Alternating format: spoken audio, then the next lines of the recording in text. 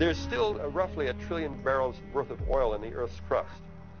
And if you figure that the average price of that subsequent oil will be $100 a barrel, that's $100 trillion worth of business yet to be done. However, at some point, when an alternative is good enough, people will snap over. And that's what the oil companies fear the most. We use 280 million gallons of gasoline a week in California. Right now the price is like $2.20. Well, a year ago it was $1.20.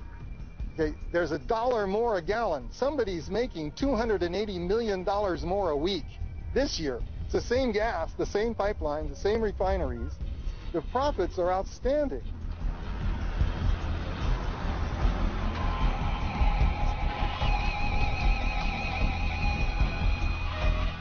What the oil companies feared is that electric vehicles would become successful 6 years from now. What the automobile companies feared was that they'd be losing money on electric vehicles in the next 6 months.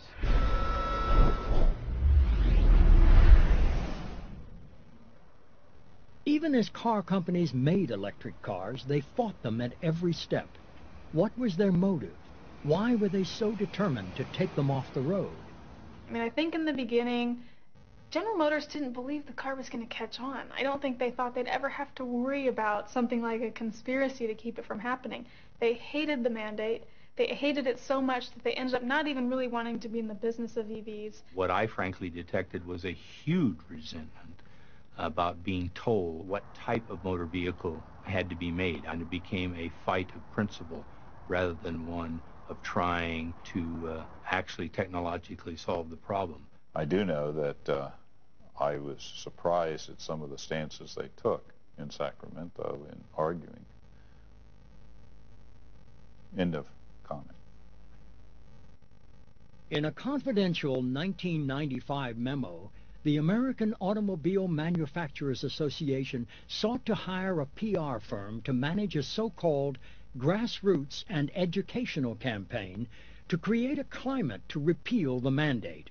The challenge, according to the document, was greater consumer acceptance of electric vehicles.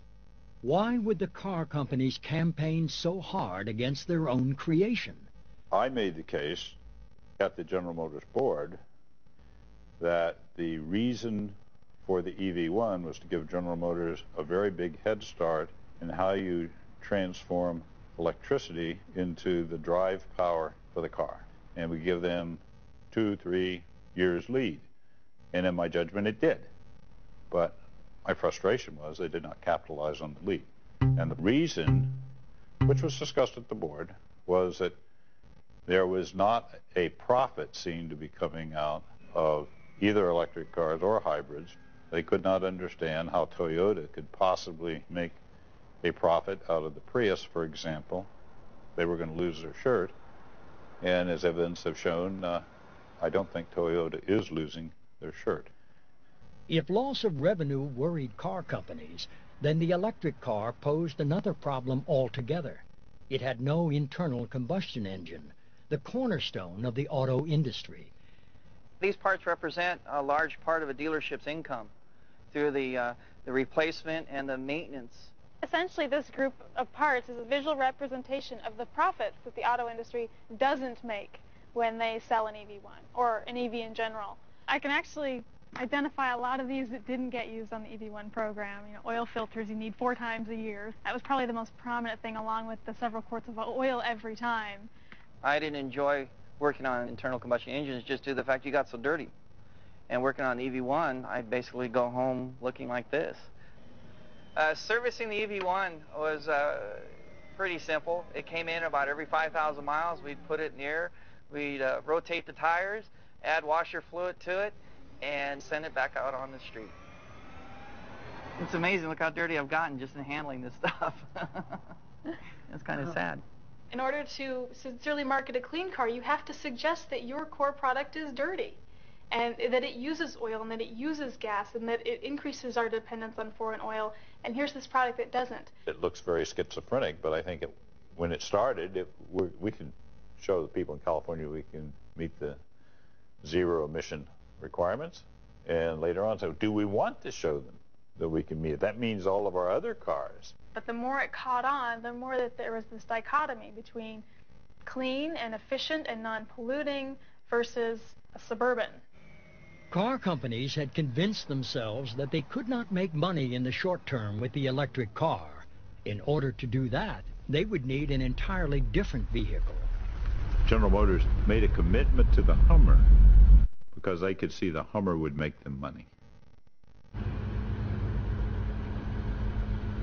When the SUVs first came out, people were like, I can't drive that. That big old Especially thing? ladies, that's a tank. I can't see out of that. I'm going to murder somebody in that. That's too big. That's too big for me. But they convince people, this is You need safer. this car. You need This a is big safer car. You need this bigger, for your family. safer. The idea of a penny-pinching EV1 that was super green, that didn't get a lot of traction, whereas the idea of a gigantic SUV that would, crush your neighbor, that did get a lot of traction. Basically, that tells us what the 90s was about. What began as a $25,000 tax break grew to $100,000 when Congress passed the president's economic stimulus package last spring.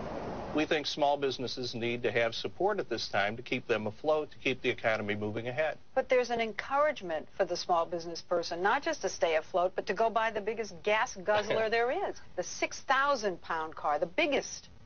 Does that make sense? I don't think we can dictate what vehicles people buy. I think the goal here is... This is encouraging them. I mean, you can almost buy the whole car for the tax break. Well, I'm not going to concede that that would be the way these would be used, or that... Well, there's some evidence that is how they're being used. Well, I don't know. We'll have to wait and see what happens. My Maserati is 185. I love